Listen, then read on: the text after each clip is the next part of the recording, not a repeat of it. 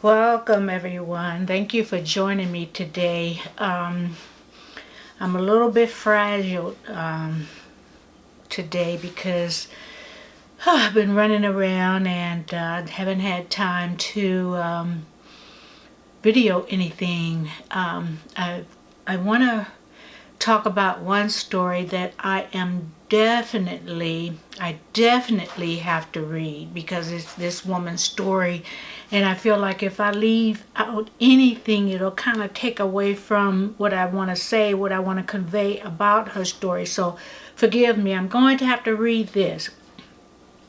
And the name of her article that she gave to Huffington Post, the name of the article is "What I Learned When a Guy Insulted My Skin Color on a Date." Now listen, it was the middle of spring in 2015. My friend and I were making our way through a lively day party. As we were looking for a spot on the dance floor, a man who was clearly inebriated and looked to be about 12 years my senior grabbed my arm and insisted on whispering drunken sweet nothings in my ear.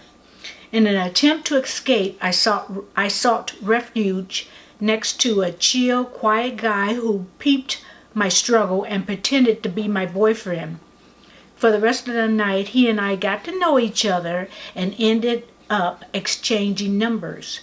A couple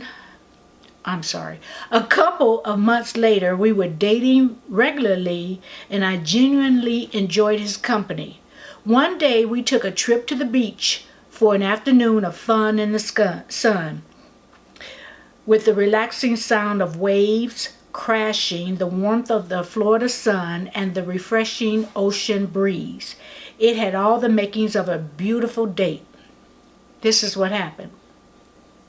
After we changed our beach wear and made our way to the shoreline, he jokingly said to me, "I hope I don't get as dark as you." Okay, when that was said, I would have done differently than her, but whatever. I looked at him as if he had two heads. I know he didn't say what I think he said, I thought to myself, while I took mental note of his racist remark. I decided to let it go for the time being, thinking that everyone says stupid things from time to time. And I also didn't want to come across as being too sensitive or defensive, even though I had every right to be.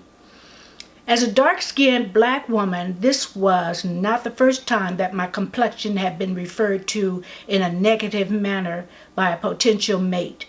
As a teenager and even as a young adult, the guys I knew were not at all shy about sharing their preferences. Hearing male friends or classmates gush over a lighter-skinned girl often left me feeling invisible and downright ignored. As my feet sank into the sand with every step, I wondered if I'd made the right decision by coming on this date. You think? After walking along the beach for some time, we reached a popular seafood restaurant. As we waited for our food to be served, my date saw a man who happened to be a little darker than me and said, "At least you won't get that dark."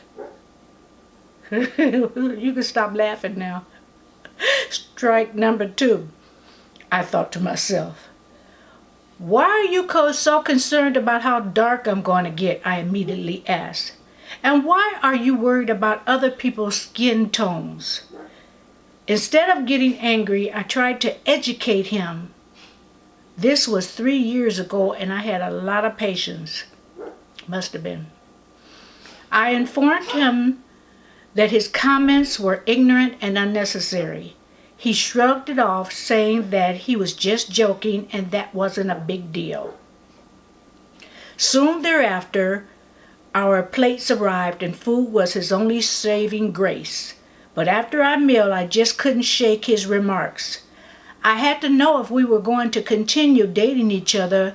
Would my skin tone be a problem for him? If I got just a touch darker, would he be able to handle it? Would the richness of my melanin cause him to explode? Had he not heard of black girl magic? I decided to ask him, have you ever dated a dark-skinned girl before? That's when he sheepishly replied, well, dark-skinned girls aren't really my first choice. For a moment, it felt as if time stood still. His words stung with rejection. I looked at him in disbelief. He then added that he'd only dated light-skinned girls previously. For those of you wondering what his ethnicity was, he was half Puerto Rican and half black.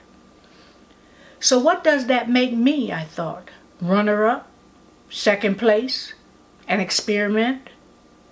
Was he only dating me until his light-skinned Nubian queen came along? I quickly gathered my belongings and told him I was ready to leave. I didn't want to make a scene at the beach and feared what would come out of my mouth if I opened it. We rode home in complete silence, except for when he stopped for gas and asked me if I wanted some ice cream. I curtly told him no. As he dropped me off at my place, he said in a quiet, whispering voice, I'm sorry if I disrespected you in any way, and I didn't mean to hurt your feelings. I gave him a glance, a final, fatal side eye, and headed in. As I lay in bed, recalling the events from earlier that day, I felt my eyes welling up. I cried for reasons that I didn't understand at first. I was raised to be a strong black woman, and I wasn't supposed to let this sort of thing affect me. As a child and young teen, I often viewed my dark skin as a handicap, keeping me from experiencing true beauty. I've received the backhanded "you're pretty for a dark-skinned girl" compliment and experienced feelings of shame when I turned a few shades darker after playing in the sun. It wasn't until my senior year in high school that I began not only accepting but admiring my complexion. After sharing my insecurities with a friend of mine who also had dark skin, she immediately pulled my arm into the sunlight and asked, "Do you see how our skin sparkles in the light?" It was from that moment on that my negative mindset about having darker skin began to dissipate. With time and support from family and friends, my confidence increased and I started to see the beauty in my dark skin. As I became an adult, I began to truly relish having a deep complexion and started sharing those feelings with my fellow dark-skinned sisters and brothers.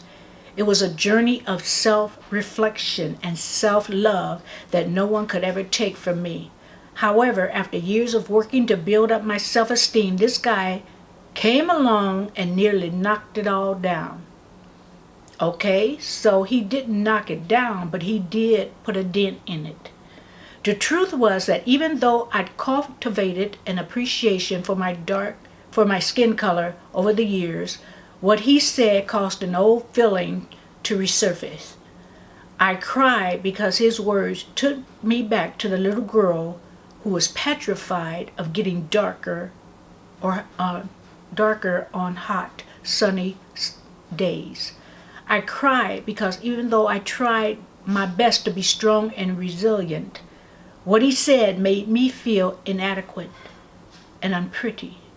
I cried because I was pissed, embarrassed, and betrayed by my own emotions.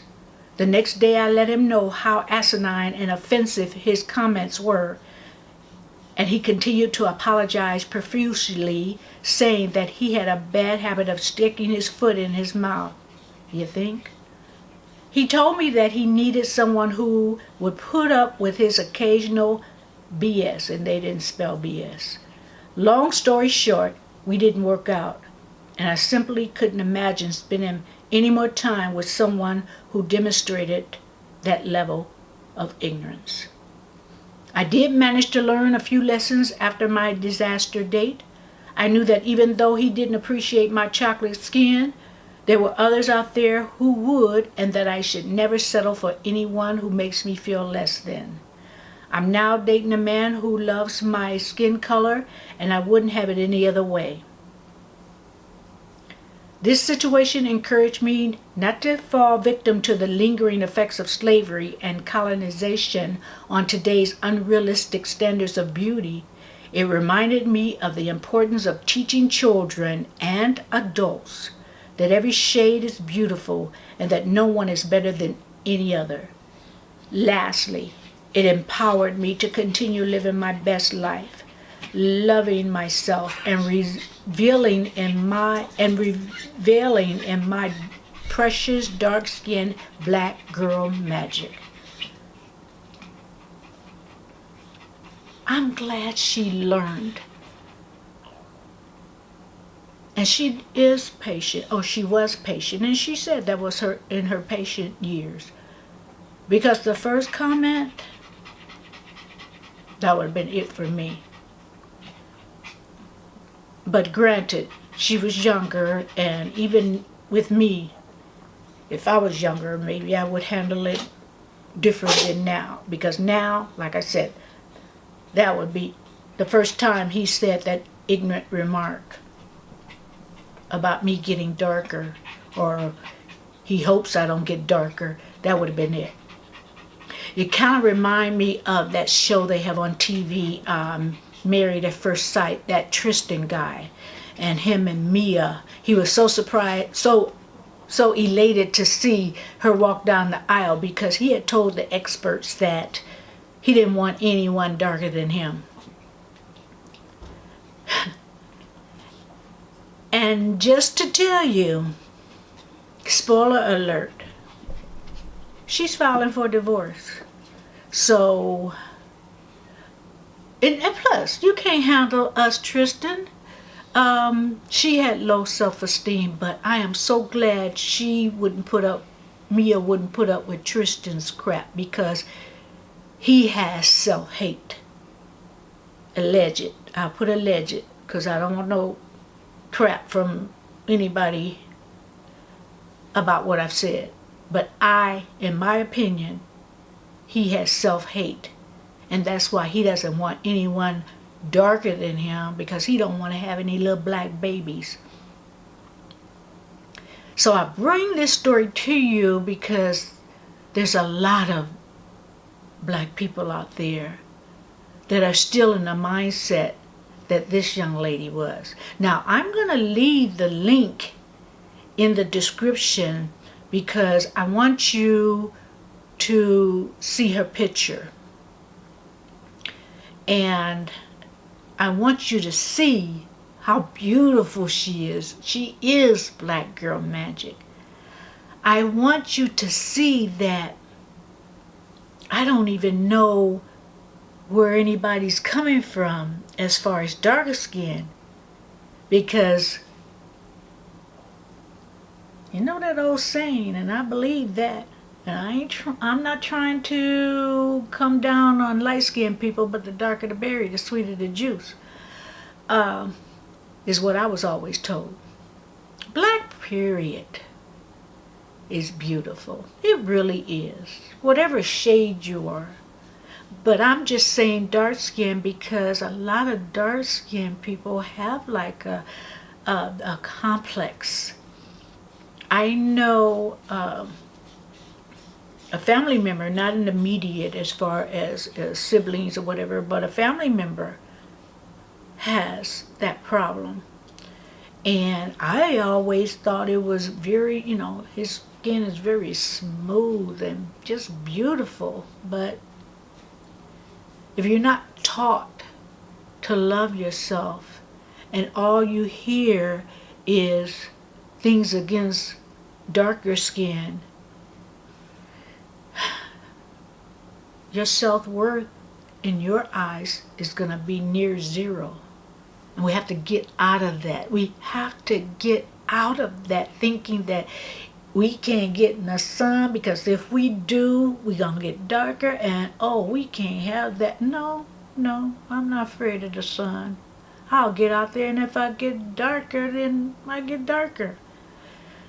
So I just wanted to leave you with that story. I thought it was interesting, and like I said, excuse me for reading, but you see why I wanted to read that story the way this young lady wrote it for the Huffington Post publication. And just know that there is a such thing as black girl magic. Black guy magic too. Okay, I'm going to end right now, and thank you for joining in and supporting my channel, and I'll see you next time with another video. And as always, please subscribe and hit the bell. Also, I'd like you to share this someone. I know you know someone that don't have that self-confidence that you have. Send them this video, and hopefully it will turn their way of thinking around. So I'm going to part with you again. So I'll see you next time. Thank you for joining in. Goodbye.